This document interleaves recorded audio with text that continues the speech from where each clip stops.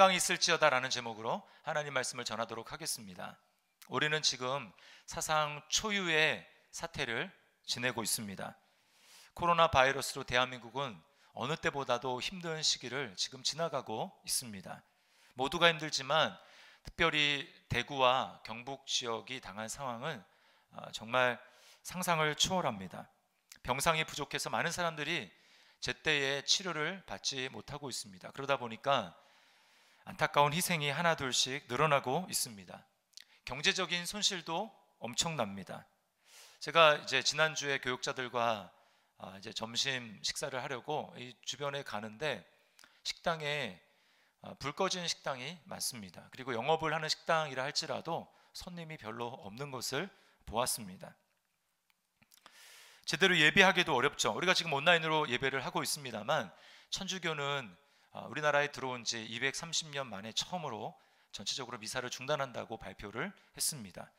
그리고 기독교도 대다수의 교회들이 잠정적으로 온라인으로 예배를 드리기로 결정을 했습니다.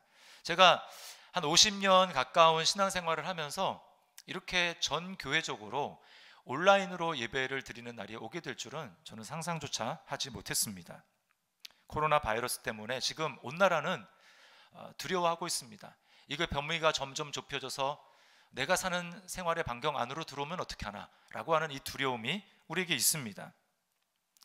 아이들의 방학이 연장되었지만 밖에 맘 놓고 나가서 놀 수 있는 그런 상황도 아닙니다. 아마 대부분의 시간을 꼼짝없이 집에서 보내야 하는 경우가 대부분일 것입니다. 여러분도 그러셨겠지만 저도 지난주에 너무나 이런 상황들이 답답해서 주님의 은혜를 구하는데 주님께서 오늘 이 본문의 말씀이 생각나게 해주셨습니다. 오늘 본문에 나오는 제자들의 모습은 우리의 상황과 너무나 비슷합니다. 19절 말씀을 보세요. 이날 곧 안식 후 첫날 저녁 때에 제자들이 유대인들을 두려워하여 모인 곳의 문들을 닫았더니, 지금 제자들은 두려움 가운데 사로잡혀 있습니다. 문들이라고 하죠. 강조예요, 강조. 하나가 아니라 여러 문을 다 하나씩 걸어 잠그고 있는 것입니다. 그들의 두려움을 보여주시는 거죠. 그들이 무엇을 두려워했습니까? 유대인들을 두려워했다고 이야기를 합니다. 유대인이 왜 두려울까요? 유대인들이 자신들을 죽이지 않을까, 죽음에 대한 이 두려움이 있었다라는 것입니다. 여기에 유대인들이라는 말 대신에 코로나 바이러스를 넣으면 우리랑 상황이 똑같은 것이죠. 제자들은 모든 희망을 예수님께 다 걸었습니다. 그들은 생업도 포기하고 자신이 하던 모든 일들을 내려놓고 예수님을 따라갔습니다. 그런데 그 모든 희망을 걸었던 예수님이 십자가에서 죽으신 거예요. 설마 했는데 그 일이 현실로 일어났습니다. 그들의 모든 희망은 산산조각이 났어요. 여러분, 이걸 뭐에 비유할 수 있을까요? 똑같을 수는 없겠지만 자신의 전 재산을, 그리고 은행에서 빚까지 내서 이 대출을 받아서 사업을 했는데 그 사업이 완전히 망한 것입니다. 얼마나 좌절이며 절망이겠습니까? 제자들은 거기다가 지금 생명의 위협까지도 느끼고 있는 것입니다. 유대인들은 예수님에게 열광했습니다. 그래서 예수님이 예루살렘으로 나귀를 타고 입성하실 때 그들은 손에 종려나무 가지를 들고 흔들었어요. 호산나 이렇게 외쳤습니다. 자신들의 겉옷을 예수님이 지나가는 그 앞에 깔면서 예수님을 높였어요. 이건 뭐냐? 예수님을 왕으로 추대하는 것입니다. 우리의 왕이 되어 주소서, 당신은 우리의 왕입니다. 우리를 로마의 압제로부터 구원하소서라고 예수님을 왕으로 추대한 거예요. 자, 그런데 예수님의 기대가, 자신들의 기대가 무너지자 그들은 그 환호의 열기가 분노로 바뀌었습니다. 호산나던 외침이 십자가에 못 박으라는 함성으로 바뀌었습니다.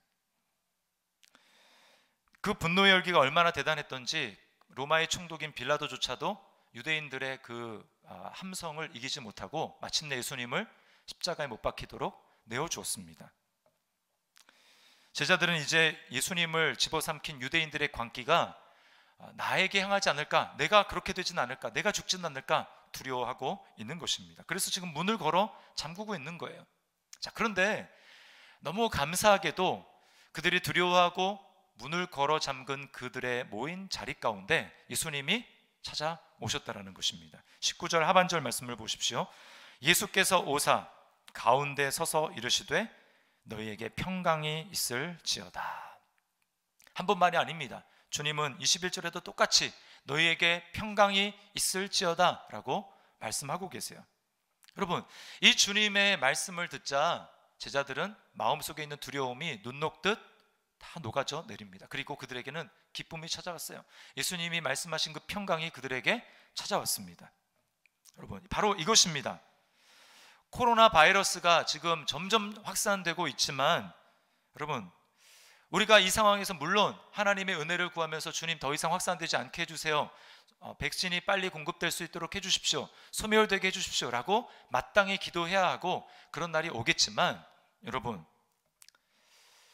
이런 게 더디게 진행된다 할지라도 주님이 우리 가운데 찾아오셔서 평강이 있을지어다 말씀하게 될 때 제자들은 지금 유대인들의 위협이 사라지지 않고 그대로 있었음에도 불구하고 마음에 기쁨과 평강이 있었던 것과 똑같이 우리에게도 여전히 위협이 있다 할지라도 우리에게는 주님이 주시는 평강이, 하나님의 나라가 임재하게 되는 것입니다. 이 땅에 하나님의 나라를 누리게 되는 것입니다. 저는 이 시간 가정에서 예배하는 여러분의 각 가정에 또 여러분의 각 심령에 주님이 찾아가시고 동일하게 말씀해 주시기를 바랍니다. 너희에게 평강이 있을지어다. 그렇게 말씀하실 때 우리에게도 두려움이 사라지고 평강이 넘치는 은혜가 있기를 주님의 이름으로 축원합니다. 여러분, 이 주님의 평강을 우리가 경험하기 위해서는 두 가지를 기억해야 합니다. 첫 번째는 부활에 대한 확신이에요. 20절 말씀을 보십시오. 이 말씀을 하시고 손과 옆구리를 보이시니 제자들이 주를 보고 기뻐하더라. 제자들이 왜 기뻤을까요? 부활하신 주님을 보았고 만났기 때문에 그렇습니다. 부활한 주님을 만난 사람들은 하나같이 기뻐했습니다. 그래서 기쁨 때문에 다른 사람들에게 가서 주님이 살아나셨다고 이렇게 이야기를 했습니다. 그런데 안타깝게도 사람들은 이들의 증언을 믿지 않았습니다. 주님이 살아나셨다는 소식을 듣지 않았어요. 믿지 않았어요. 여전히 절망 가운데 있었고 여전히 그들에게는 기쁨과 평안이 없었습니다. 그래서 주님은 그들에게 일일이 나타나십니다. 여러 번 나타나셨어요. 저는 주님이 나타나시는 이 모습을 보면서 이 안에서 주님의 사랑을 느낍니다. 얼마나 인격적이십니까? 한 번에 모아놓고 주님이 하시지 않으시고 의심하고 있는, 절망하고 있는 그들에게 하나하나 찾아가 주셔서 여러 번 만나 주셨다라는 거예요. 막달라 마리아를 만나 주셨습니다. 또 여러 이름을 가진 마리아 여인들을 만나 주셨어요. 베드로를 만나 주셨습니다. 11명의 제자들을 만나 주셨고, 그리고 하늘로 올라가시기 전에 주님은 500여 형제들에게 나타나셨다고 이야기를 하십니다. 그러자 그들 안에 있는 낙심과 좌절과 절망이 기쁨으로, 평안으로 바뀌게 되는 것이죠. 여러분, 부활에 대한 믿음이야말로 환경을 초월한 절대적인 평안을 우리에게 가져다 주는 것입니다. 평안에는 두 가지가 있어요. 하나는 예수님이 주시는 평안이 있고 하나는 세상이 주는 평안이 있습니다. 요한복음 14장 27절 말씀을 우리 보겠습니다. 평안을 너희에게 끼치노니 곧 나의 평안을 너희에게 주노라. 내가 너희에게 주는 것은 세상이 주는 것과 같지 아니하니라. 너희는 마음에 근심하지도 말고 두려워하지도 말라. 이 말씀을 잘 보십시오. 어떤 평안을 주님이 주신다고 합니까? 나의 평안, 나의 평안. 예수님이 누리고 계시는 이 절대적인 환경을 완전히 초월해서 누리고 계시는 그 평안을, 나의 평안을 주님이 우리에게 주신다라고 말씀하는 것입니다. 이것은 차원이 다른 평안이에요. 세상에 주는 평안은 어떻습니까? 조건적입니다. 환경에 좌우됩니다.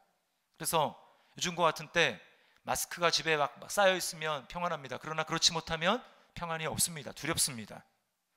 아파트나 주식값이 오르고 통장에 잔고가 넉넉하면 마음에 든든하고 평안이 있는 것 같습니다. 그러나 그렇지 않으면 두려움이 있어요. 불안합니다. 내가 원하는 좋은 대학, 좋은 직장에 들어가면 앞길이 평탄하겠지라고 해서 평안함이 있지만 그렇지 못하면 불안과 초조함과 두려움이 찾아오는 것입니다. 건강하면, 젊으면 평안함이 있지만 그렇지 못하면 평안함이 없는 것입니다. 이것이 세상이 주는 조건적인 불완전한 평안이에요. 여러분 분명히 기억하십시오. 세상의 조건들을 가지고 평안할 수 있을 거라고 착각하지 마십시오. 그것은 속는 것입니다. 언젠가는 미천이 다 드러나게 돼 있어요. 그 미천이 언제 드러나게 될까요? 죽음 앞에서 드러나게 되는 것입니다. 죽음 앞에서는 속일 수가 없어요. 죽음이 나에게 멀리 떨어진 객관적인 것이라고 볼 때는 그렇지 않지만 막상 그 죽음이 나의 죽음이라고 가까이 오게 될 때, 죽음의 그림자가 비치게 될 때, 그때는 전혀 다른 이야기가 되는 것입니다. 우리는 죽음 앞에서 딱 두 가지 모습만 있을 뿐입니다. 죽기 싫어서 악을 쓰고 발버둥 치는 모습이냐, 아니면 태어난 모습으로 편안하게 죽음을 맞이하는가. 딱 두 가지 모습만 있을 뿐이에요. 저는 신방을 많이 하면서 임종예배, 장례를 인도해 봤지만 예수님을 정말 마음의 구세주로 믿고 예수님을 믿는 믿음을 가진 분들은 그 임종 앞에서, 죽음 앞에서 아주 평안한 모습을 보게 됩니다. 그 평안한 모습으로 죽음의 강을 건너는 거예요. 우리 교회에서도 3주 전인가요? 그 김복희 성도님의 그 어머님이 85세로 세상을 떠나셨잖아요. 정말 감사한 일이 뭐냐면 그분이 이제 떠나가시기 전에 바로 전날 저녁에 병상 세례를 받으신 것입니다. 근데 굉장히 편안한 모습으로 가셨다고 해요. 그분이 지병이 있었고 연세도 85세입니다. 우린 그걸 보면 이제 뭐 죽을 날이 얼마 안 남았고 또 몸에 병도 있으시고 연세도 많으시기 때문에 뭐 병상에서 세례 받을 수 있지 않느냐라고 이야기할 수 있을지 모르지만 여러분, 그게 자연스러운 일이 아니라는 것을 알아야 됩니다. 제가 많은 병원 신방을 하면서 성도들로부터 연락을 받아요. 안타깝죠. 왜냐하면 이제 자신의 부모님이 이제 오늘 내일 해서 병원에서는 소망이 없고 좀 마음의 준비를 하라고 합니다. 그러면 예수님을 믿으면 좋겠는데 이 부모님이 아직 예수님을 안 믿는 거예요. 그러면 너무 안타까운 마음에 목사님 빨리 오셔서 부모님에게 복음을 전해주세요. 예수님을 소개해 주시고 부모님이 예수님 믿고 갈 수 있도록 해주세요. 그럼 제가 갑니다. 그럼 복음을 소개하죠. 아버님, 어머님, 제 말을 잘 들으십시오. 지금이라도 예수님을 마음에 영접하시고 예수님이 아버님과 어머님의 죄를 위해서 죽으시고 부활하셨다는 사실을 마음에 믿으시고 입으로 저를 따라서 고백하시면 구원이 바로 지금 이 시간에 임합니다. 구원의 선물을 받으실 수 있습니다. 천국 가실 수 있습니다 라고 말씀을 드립니다. 그러면 우리 생각엔 어때요? 지금 상황이 급박하니까 뭐 믿겠지. 그러나 그렇지 않습니다. 저는 거부하는 경우를 보았습니다. 여러분, 그러니까 우리가 예수님을 믿고 지금 입으로 시인할 수 있다라고 하는 것이 얼마나 큰 특권이고 기적인지를 우리가 알아야 합니다. 얼마나 감사한 일인지 우리가 자각해야 되는 거예요. 이렇게 믿음을 고백하며 돌아가신 성도들은 하나같이 특징이 있는데 편안하게 가신다는 거예요. 이제 장례를 하다 보면 입관을 하잖아요. 입관. 요즘에는 다 이제 장의사들이 그 일을 하죠. 염을 합니다. 그러면 시체를 다 이제 닦아냅니다. 알코올로 닦는데, 그럼 이제 수의를 입히기 전에 그 모든 일을 하는데, 그러기 전에 이 관절들을 다 펴야 되거든요. 그래야 수의를 제대로 입힐 수 있기 때문에. 그런데 여러분, 그 안에서도 차이가 나요. 어떤 사람은 막 죽기 싫어가지고 악을 쓰고 막 몸에 힘을 주는 사람은 몸이 딱딱하게 모든 관절들이 굳어져 있습니다. 그러면 그 장의사들이 너무 힘들어하는 거예요. 그걸 펴기가. 그러나 예수님을 믿고 편안하게 임종을 맞은 분들은 유연합니다. 펴기가 쉬운 거예요. 죽음을 앞두고서는 우리에게 예외 없이 눈에는 보이지 않지만 영적으로 이런 일이 일어납니다. 죽음의 그 현장 가운데 이 두 존재가 찾아와요. 하나 존재는 흰 옷을 입은 존재입니다. 또 하나는 검은 옷을 입은 존재예요. 누구나 이 죽음의 순간에 이렇게 다른 영적인 존재가 찾아오는 것입니다. 이 검은 옷을 입은 존재를 보통 우리는 저승사자라고 이야기를 하죠. 여러분, 예수님을 믿지 않았어요. 이제 죽음 앞에서 섰는데 자신을 구원할 구원자가 없으니까 저승사자에게 끌려간다고 한번 생각을 해보십시오. 얼마나 무섭겠습니까? 얼마나 두렵겠습니까? 얼마나 가기가 싫겠어요. 그러니까 악을 쓰는 것입니다.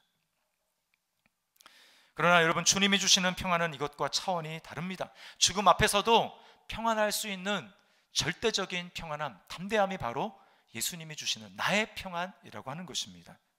이것은 우리가 만들어낼 수 있는 감정이 아니에요. 나의 평안을 너희에게 주노라, 주님만이 우리에게 주실 수 있다라는 것입니다. 어떻게 이것이 가능합니까? 예수님의 죽으심은 나의 죽음을 대신하신 죽음이요, 예수님이 무덤에서 살아나신 것은 바로 나의 죽음을 깨뜨리시고 부활하신 것이기 때문에 그 예수님을 믿을 때 주님의 생명과 나의 생명이 하나로 연결되기 때문에 주님의 생명이 나의 생명이요, 주님의 평안이 나의 평안이 되는 것입니다. 여러분, 이 일을 받아들이고 믿게 될 때 우리 안에 동일한 역사가 나타난다는 것이죠. 보고 믿는 것이 아닙니다. 우리 중에 아무도 예수님을 본 사람도 없고 부활을 본 사람도 없어요. 그러나 우리가 어떻게 이것을 합니까? 믿음으로, 우리가 말씀을 볼 때에 성령께서 감동하심으로 알게 되는 것이죠. 베드로전서 1장 8절 말씀을 우리 함께 읽겠습니다. 예수를 너희가 보지 못하였으나 사랑하는도다. 이제도 보지 못하나 믿고 말할 수 없는 영광스러운 즐거움으로 기뻐하니. 아멘. 예, 믿을 때에 말할 수 없는 영광스러운 기쁨, 평안, 이것이 우리 마음 가운데 찾아온다라는 것입니다. 여러분, 부활하신 주님을 믿으시기를 바랍니다. 부활하신 주님을 믿음으로 바라보시기를 바랍니다. 그때에 두려움이 사라지고 우리 안에는 세상이 아닌 주님이 주시는 평안이 넘치게 될 것입니다. 두 번째는 사명을 향해 나아가는 것입니다.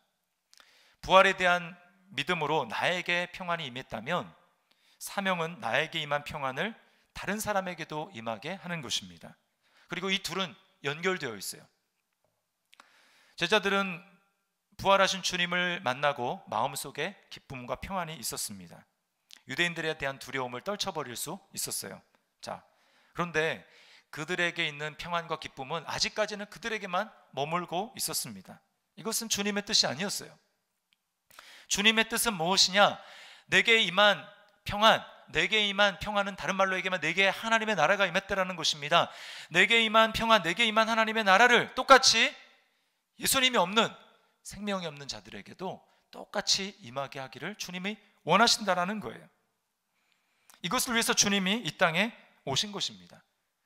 삼위 하나님을 보십시오. 그 안에는 이미 충만한 기쁨과 충만한 사랑과 충만한 평안함이 있었어요. 그러나 그 안에 주님은 안주하지 않으시고 아버지는 예수님을, 아들을 보내십니다. 21절 말씀을 보십시오. 이렇게 말씀합니다. 예수께서 또 이르시되 너희에게 평강이 있을지어다. 아버지께서 나를 보내신 것 같이 나도 너희를 보내노라. 나도 너희를 보내노라. 왜 보내십니까?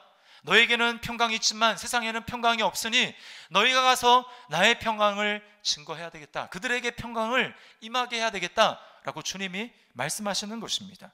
여러분, 여기에 생명의 원리가 있습니다. 하나님의 나라의 원리는 고인 물의 원리가 아니라 흐르는 물의 원리입니다. 고이는 물은 썩어요. 그러나 흐르는 물은 생수입니다. 살리는 능력이 있는 것입니다. 세상을 보십시오. 세상은 계속해서 흘려보내지 않고 쌓으려고 합니다. 재물도 쌓고 복을 쌓고 나를 위해서만 자꾸 쌓아두죠. 그러나 주님은 뭐라고 말씀하십니까? 너희를 위하여 보물을 땅에 쌓아두지 말라. 거기는 좀과 동록이 해하며 도둑이 구멍을 뚫고 도둑질하느니라. 주님이 우리에게 말씀하시기를 너희 보물을 하늘에 쌓아두라. 하늘에 쌓아두는 게 무엇일까요? 이것은 사명을 감당하며 섬기는 것입니다. 사명은 영어로 미션이죠. 미션. 이 미션이라는 말은 미시오라는 라틴어에서 나왔는데 이 말은 보낸다라는 거예요. 보낸다. 그러니까 사명이 무엇입니까? 보낸 분이 있다라는 것을 기억하는 거예요. 그리고 보낸 분이 나에게 어떤 사명을 하라고 무슨 미션을 주셨는지를 기억하며 가는 것, 이것이 바로 사명이라는 것입니다. 예수님이 아버지의 보냄받은 삶을 충실하게 사셨기 때문에 평강을 누릴 수 있었던 것 같이 저와 여러분이 보냄받은 사명을 감당하게 될 때에 우리에게는 조금 내 안에만 기쁨과 평강이 조금 있는 것으로 그치지 않고 주님이 누리셨던 똑같은 절대적인 평안을 지속해서 계속적으로 충만하게 누릴 수 있게 되는 것입니다. 솔직히 사명 감당하는 것은 힘듭니다. 왜 그렇습니까? 사명 감당하는 것은 내가 대접받는 게 아니라 내가 낮아져야 되고 내가 희생해야 되고 섬기는 것이기 때문에 그렇죠. 이거는 우리 본성과 정반대돼요. 우리는 편한 것을 다 좋아하죠. 순장으로 여러분 섬기는 것이 얼마나 힘듭니까? 기질과 다른, 생각이 다른 순원들을 섬기는 것, 그게 얼마나 힘듭니까? 중보기도는 또 어떻습니까? 나를 위해서 기도할 것도 많고 나를 위해서 기도하기도 힘든데 성도를 위해서, 교회를 위해서, 나라를 위해서 기도한다? 여러분, 이것이 얼마나 쉽지 않은 일입니까? 다른 것도 마찬가지죠. 교사로 섬기고 교회에서 주방으로 봉사하고 청소를 하는 것, 이것도 다 마찬가지입니다. 게다가 교회에서뿐만입니까? 직장에서 하나님의 말씀대로 내가 그리스도인이니까 다른 사람의 본이 되는 삶을 살고 그들에게 예수님의 복음을 증거하는 삶, 그것은 절대로 쉽지 않습니다. 나의 의도와는 상관없이 때로는 오해를 받고 욕을 먹습니다. 가시돋친 말로 공격을 받습니다. 그러면 상처를 받죠. 그러면 한두 번 그렇게 당하다 보면 이런 생각이 듭니다. 아니, 저 사람도 예수님을 믿는 사람이고 저 사람도 성도인데 저 사람은 섬기지 않고 그냥 편안하게 잘 사는 것 같은데 왜 나만 이런 삶을 살아야 하지? 섬기지 않는 사람들이 지혜로 보이고 주님 앞에 시간을 드리고 물질을 드리고 섬기는 나는 바보처럼 여겨집니다. 여러분, 혹시 만약에 지금 여러분의 마음 가운데 이런 생각이 들고 있다면 여러분은 지금 마귀에게 유혹을 받고 있는 것입니다. 속고 있는 거예요. 사명을 감당하지 않는데 평안이 있다고요? 주님은 우리를 세상으로 보내라고 하시는데 받기를 거부하는데 평안이 있다고요? 여러분, 그것은 거짓말입니다. 거짓 평안이고 거짓 기쁨입니다. 주님이 주시는 게 아니에요. 사명을 감당하지 않는 사람은 내가 받은 구원이 얼마나 큰 것인지, 예수 그리스도 안에서 하나님이 베푸신 사랑이 얼마나 큰 것인지를 아직 제대로 알지 못하는 것입니다. 은혜 받은 삶과 또 받은 은혜를 살아내는, 그래서 섬기는 삶, 사명을 감당하는 삶은 별개의 것이 아니라 동전의 양면처럼 연결되어 있습니다. 그래서 에베소서 2장 8절 9절은 뭐라고 얘기합니까? 우리에게 은혜로, 믿음으로 구원받았다고 얘기하고 그 다음 절인 에베소서 2장 10절에는 이렇게 말씀합니다. 우리 같이 한번 읽겠습니다. 시작. 우리는 그가 만드신 바라 그리스도 예수 안에서 선한 일을 위하여 지으심을 받은 자니 이 일은 하나님이 전에 예비하사 우리로 그 가운데서 행하게 하려 하심이라. 뭘 위해서 지음받았어요? 그리스도 예수 안에서 선한 일을 위해요. 그냥 선한 일이 아니고 그리스도 예수 안에서 선한 일을 위해서. 이게 한마디로 얘기하면 사명입니다. 교회 안에서는 사랑으로 주님의 몸을 섬겨야 하고 교회 바깥에서는 주님의 사랑으로 믿지 않는 사람들에게 사랑을 전해야 하는 것입니다. 복음을 전하는 것입니다. 우리 평생 이 일을 하다가 주님 앞에 서는 거예요. 저도 마찬가지고 여러분도 마찬가지입니다. 김효석 목사님의 간증을 들어보신 분이 아마 있을 것입니다. 이분이 원래 독일에서 공부를 하시고 독일의 좋은 신학교 교수 자리를 제안받으셨어요. 그런데 한국으로 오셨습니다. 한국에서 어디 사역을 가셨냐면 이 나환자 사역, 나환자 있는 그 교회 부름을 받아 그 교회로 가셔서 거기서 사역을 하게 되셨어요. 그리고 얼마 있다가는 중국의 나환자촌에 들어가셔서 거기서 사역을 오랫동안 하십니다. 어느 날 중국에서 복음을 전하는데 이 복음 전하는 대상자가 누구냐면 권력이 있고 돈이 굉장히 많은 사람입니다. 그 사람이 이제 이렇게 얘기를 하는 거예요. 나는 돈도 있고 권력도 많은데 그러다 보니 나는 건강하게 좀 오래 살았으면 좋겠다. 이게 내 소원이다. 그랬더니 이 김효석 목사님이 당신이 원하는 건강하게 오래 사는 거 내가 비법을 알려주겠다. 이렇게 이야기를 했습니다. 그 전에 두 가지가 필요하다고 얘기를 했어요. 첫 번째는 믿음이다. 당신에게 믿음이 있느냐? 그랬어요.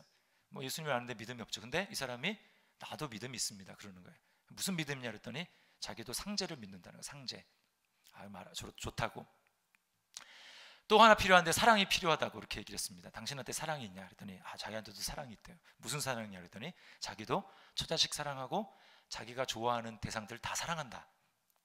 좋다. 나를 따라와라 해가지고 이 김효석 목사님이 사역하고 있는 그 나환자촌으로 들어갔습니다. 거기 이제 토굴로 들어갔는데 그 토굴에 한 200명 가까이 되는 사람들이 그 나환자들이 거기에 모여 살아요.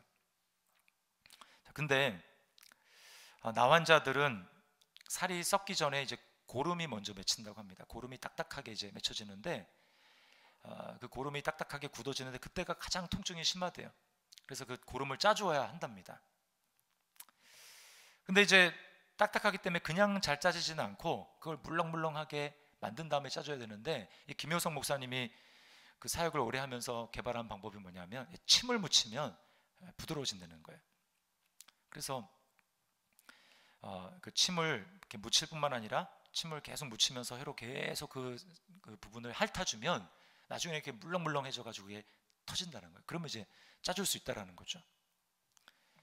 그 전도하러 데려온 그 사람에게 말했습니다. 자, 여기 불로장생하는 약이 여기 있다고. 그 갔더니 거기에 이미 한 몇 명의 나환자들이 등에 이제 고름 덩어리가 맺혀가지고 너무 아파하는 거예요. 그 등을 이렇게 이렇게 올린 다음에 옷을 올린 다음에 여기 지금 불로장생하는 영생의 묘약이 있으니까 당신이 이 사람의 환처를 빨아주라고. 이 사람이 한참 보더니 자기는 못하겠다라는 것입니다. 자기가 보여주겠다고. 그래서 무릎을 꿇고 그 환자 뒤에 앉아서 그 고름을 빠는 거예요. 계속 한참이고 계속 빱니다. 그랬더니 이제 한 10여 분 빨았을까요? 물렁물렁해지더니 그게 이제 터진 거예요. 그제서야 김효성 목사님이 그 환처를 짜주는 것입니다. 여러분, 김효성 목사님이 이렇게 말씀하시더라고요. 사랑은 상대방의 허물과 죄를 삼키는 것입니다. 아내를 사랑하면 아내의 허물을 먹어야 합니다. 남편을 사랑하면 남편의 허물을 먹어야 됩니다. 그렇게 되면 상대방은 허물이 없는데 왜 자꾸 당신은 뭐가 나쁘다고 그렇게 싸워야 됩니까? 먹어 없어진 죄를 왜 자꾸 들춰냅니까? 여러분, 이것이야말로 정말 사명을 감당하는 것 아닐까요?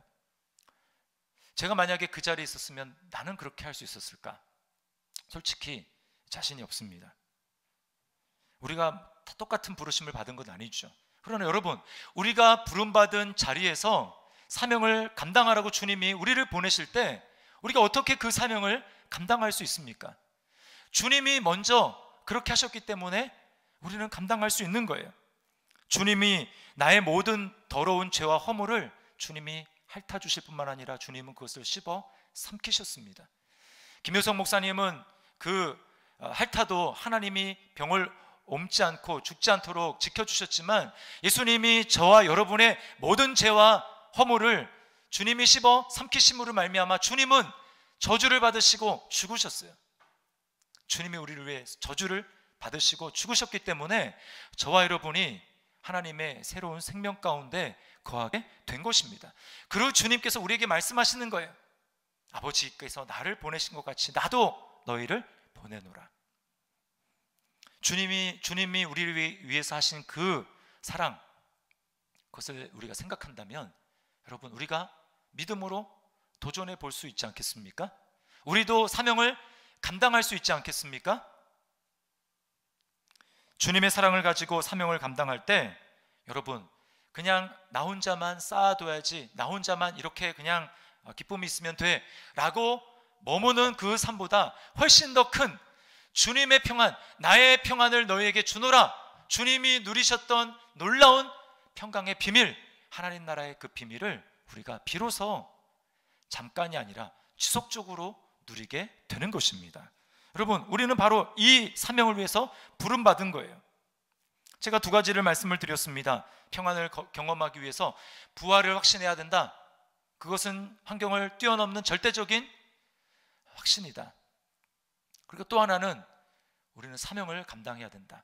주님이 아버지로부터 보냄을 받으셔서 우리를 위해서 죽으시고 우리 죄와 허물을 삼키심으로 죽으셨다면 그 주님과 하나 되어서 그 주님의 사랑을 기억하면서 보냄받은 저와 여러분 또한 그 사명을 감당하게 될 때 우리에게 있는 기쁨이, 우리에게 있는 평강이 그냥 조금 있는 것으로 멈추는 것이 아니라 흘러 넘치고 주변의 사람들에게 영향력을 미치게 되는 것입니다. 여러분, 이것을 위한 구체적인 적용을 말씀을 드리겠습니다. 우리는 요즘에 보니까 핸드폰으로 계속, 저는 여기 인접해서 그런지 오산시에서도 평택시에서도 용인시에서도 수원시에서도 화성시에서도 계속 확진자 누가 나왔다, 동선이 어떻게 된다, 막 이렇게 이야기를 합니다. 근데 여러분, 신문에서 보도되는, 뉴스에서 보도되는 그것만 계속 보고 있으면 마음이 점점 불안해지는 거예요. 어떻게 해야 됩니까? 우리는 말씀을 봐야 됩니다. 우리 영적 운동이 있죠? 성경을 읽으면서 주님을 봐야 돼요. 부활하신 주님, 우리에게 나타나셔서 평강이 너에게 있을지어다 말씀하시는 주님을 우리가 말씀을 통해서 보게 될 때, 주님의 모습이 우리에게 생생해질 때 그 두려움, 뉴스로 말미암은 그 두려움에서 우리가 벗어날 수 있게 되는 것입니다. 두 번째는 기도를 통해서 사명을 감당할 능력을 구해야 합니다. 사명은 우리 힘으로 절대 감당할 수가 없어요. 기도해야 됩니다. 그래서 오늘 주님께서는 뭐라고 말씀합니까? 보낸다라고 말씀하신 다음에 숨을 내쉬면서 성령을 받으라 라고 말씀하는 것입니다. 주님의 성령을 받아야 돼요. 예수님도 성령을 받으셔서 성령의 충만함으로 사명을 감당하시고 십자가를 질 수 있었던 것처럼 우리도 성령을 충만함을 받음으로 말미암아 사명을 감당할 수 있는 것입니다. 성령 충만은 기도 없이는 안 되는 거예요. 그래서 여러분, 주기도문을 가지고 여러분이 지속적으로 기도하셔야 됩니다. 그리고 코로나 바이러스를 위한 기도 계속해서 읽으면서 기도하셔야 돼요. 하나님의 은혜를 구하며 기도하며 여러분 나가실 때 우리의 심령이 성령으로 충만하게 되는 것입니다. 두려움을 이기고 사명을 감당할 수가 있는 거예요. 그리고 세 번째는 사명을 감당하는 것의 일환으로, 아까 제가 주보에도 말씀을 드렸지만 코로나 헌금에 동참하는 것입니다. 이것이 전부는 아니지만 사명을 감당하는 일부의 실천이에요. 우리 영상을 잠깐 보도록 하겠습니다. 造成那个封住了，无特殊原因，市民不要离开武汉。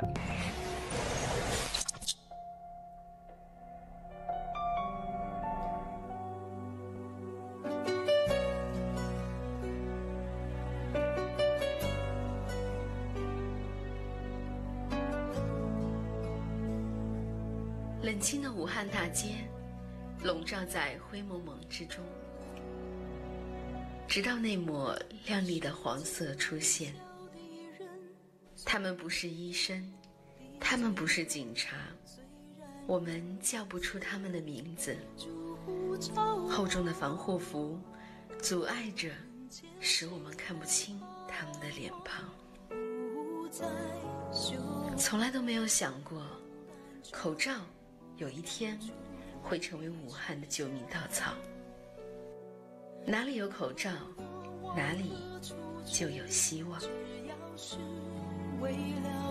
此时，待在家中是最安全的保命方式，却偏偏有这一抹黄，执着地出现在病毒蔓延的大街上。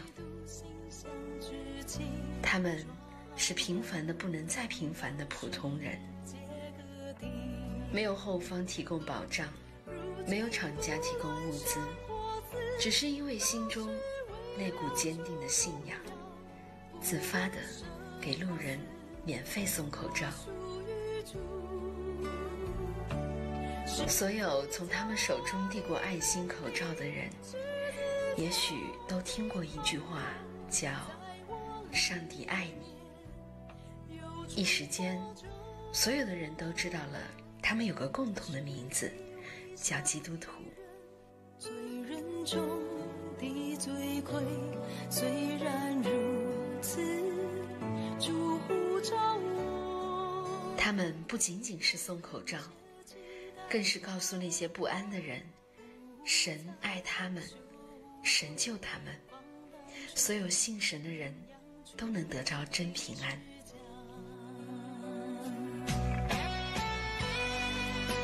许多人认为，口罩难求的时期里，如果能免费发放一天，已经是奇迹了。而更大的奇迹是，他们居然每天都能准时的出现，每天都给患难中的人送去口罩。上帝是他们最大的供应者，几乎每天都有全国各地的基督徒为他们提供物资。这是一支特殊的队伍，他们里有青年人，有中年人，最小的才4岁的孩子。他们是一支神圣的队伍，带着使命，常年奔波在人群中，给人们带去盼望。这不是他们第一次出征，而是无数次中的其中一次。教会的弟兄姊妹10年来坚持在街头传福音。当我们这样去遇到了一场灾。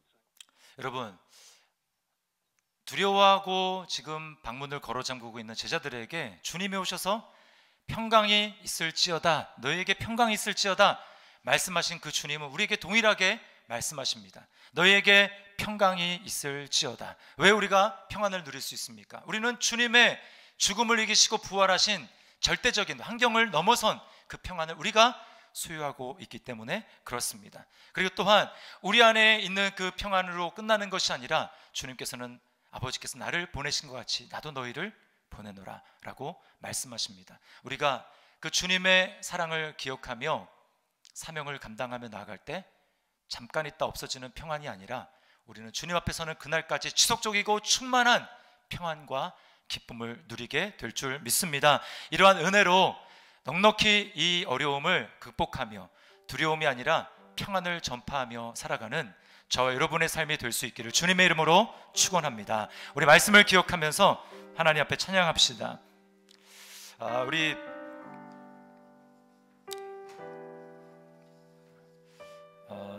원래는 주 하나님 독생자 예수의 찬양하려고 했는데 아까 우리 함께 불렀던 찬양 이 땅의 오직 있죠? 그 찬양이 좋은 것 같아요. 이 땅의 오직 주밖에 없네. 이 찬양 우리 하나님 앞에 드리도록 하겠습니다.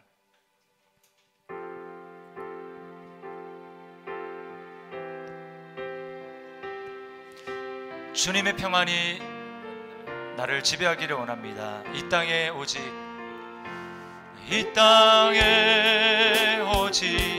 주밖에 없네. 그 무엇도 나를 채울 수 없네. 주님의 평안 내 안에 있네. 그 누구도. 다시 한번 고백하며 이 땅에 오직 주밖에 없네. 그 무엇도 나를 채울 수 없네. 주님의 평안 내 안에 있네. 그 누구도 빼앗을 수 없네. 세상은 변해가고 소망은 힘을 잃어도 변함없이 붙드시는 그 구원의 아멘. 폭풍이 몰려와 두려움 물러가네. 우리를 위해 싸우시는 그 손을 의지하네. 이 땅에 오직 주밖에 없네. 그 무엇도 나를 채울 수. 주님의 부활의 능력이 주님의 평안 내 안에 있네. 그 누구도 빼앗을 수. 이 세상 어디에서 평안을 찾을 수 있나. 목숨까지 내어주신 그 깊은 사랑을 아멘. 우리가 바래왔고 꿈꾸어왔던 미래가 그 한없는 사랑 안에서 열리고 아멘. 그렇습니다. 이 땅에 오직 주밖에 없네. 그 무엇도 채울 수 없네. 주님의 평안 내 안에 있네. 그 누구도. 다시 한번, 이 세상 어디에서 평안을 찾을 수 있나? 이 세상 어디에서 평안을 찾을 수 있나? 목숨까지 내어주신 그 깊은 그 주님께서 우리를 보내십니다. 우리가 바래왔고 꿈꾸어왔던 미래가 한없는 사랑 안에서 열리고 있네. 아멘. 이 땅에 오직, 이 땅에 오직 주밖에 없네. 그 무엇도 나를 채울 수, 주님의 사랑과 능력으로 채워주시옵소서. 주님의 평안 내 안